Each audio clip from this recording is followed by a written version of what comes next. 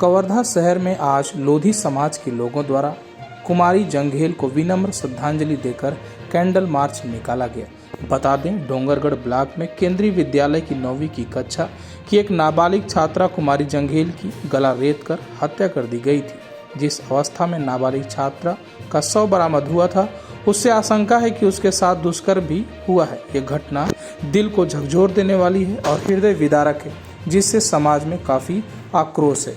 समाज ने शासन से आग्रह किया है कि आरोपियों की जल्द से जल्द पहचान कर गिरफ्तारी की जाए और मृतक परिवार को उचित न्याय दिलवाया जाए, वर्ण उग्र आंदोलन किया जाए।